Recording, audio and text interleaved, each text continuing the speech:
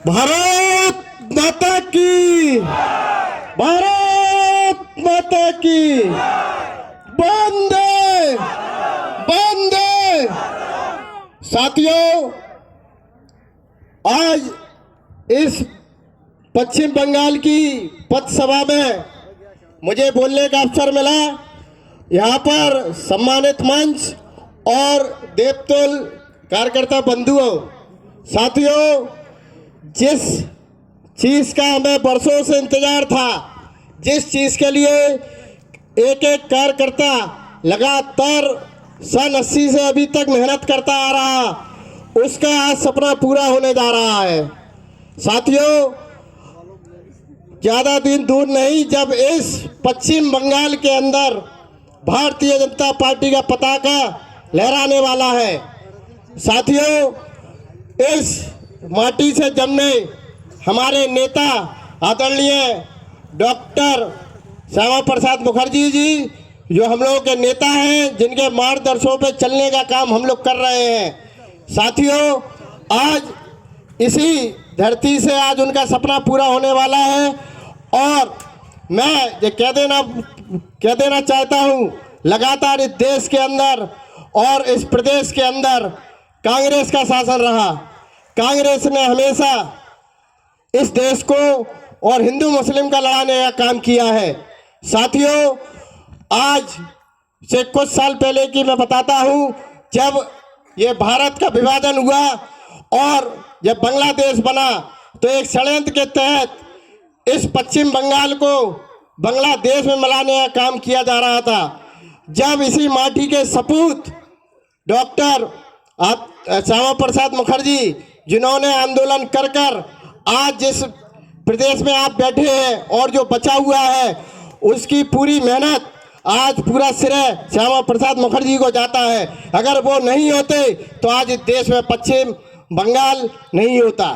साथियों, यहाँ पे इसी माटी से पैदा हुए सुभाष चंद्र बोस, जिन्होंने इस आज़ादी की लड़ाई में जिन्होंने अगर आंदोलन किया है तो हमारे सुभाष चंद्र बोस ने किया है। साथियों, उनका अंतिम समय इतना बुरा गुजरा, गुमनामी बाबा के नाम से उन्होंने एक जगह पे अपना जीवन एक कोठी में बिताया। उसकी देन कौन है?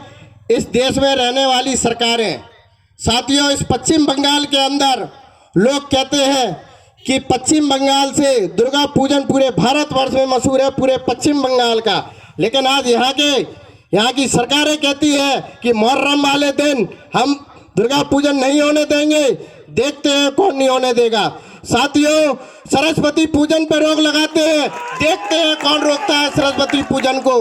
आदरणीय हमारे मोदी जी देश के अंदर आए हैं, उस दिन से ममता बनर्जी की नींद आराम हो गई है कि जो उनकी योजना है, अब वो योजना ज़्यादा दिन चलने वाली नहीं है।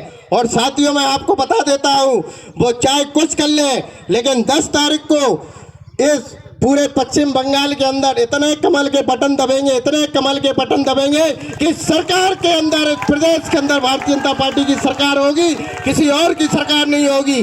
और मैं उसके बाद कह देना चाहता हूं, अगर किसी में दम है तो दुर्गा पूजन को बंद करके दिखाए, और अगर किसी में दम है तो सरस्वती पूजन बंद करके दिखाए। और वास्तव में अगर आप दमदार हो तो यूपी के अंदर आओ और फिर बताते हैं कि क्या हाल होता है। हमारे योगी से लड़के देखो, योगी बताता है, हमारा योगी कहता है, हमारा उत्तर प्रदेश का मुख्यमंत्री कहता है कि अगर जो उपद्रव करेगा और जो उसमें दोषी पाया जाएगा, वो उसकी मकान जायदाद सारा बेच के उसकी एक एक पाई उससे वसूली की जाएगी। ऐसा मुख्यमंत्री अगर कोई है तो भारतीय जनता पार्टी में उत्तर प्रदेश के अंदर योगी आदित्यनाथ जी है। हमारा सीधा नारा है, ना गुंडागिर्दी ना भ्रष्टाचार, ना हम गुंडागिर्दी होने देंगे, ना हम भ्रष्टाचार होने देंगे।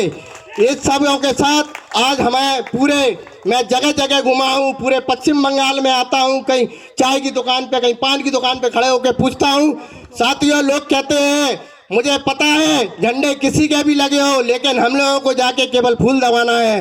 उत्तर प्रदेश जैसी सरकार मुझे पश्चिम बंगाल में भी चाहिए। पश्चिम बंगाल की जनता को योगी आदित्यनाथ जैसा चाहिए। और मैं आपको बता देता हूँ कि इधर पर पश्चिम बंगाल के अंदर चाहे कोई अब कुछ भी कर ले, लेकिन अब सरकार उनकी बचने वाली नहीं है। उसके लिए मेरे ये देवतुल्य कार्यकर्ता सभी से आह्वान है कि हमारे इधर का प्रत्याशी घोषित हो गए हैं सोमी हाथी जी।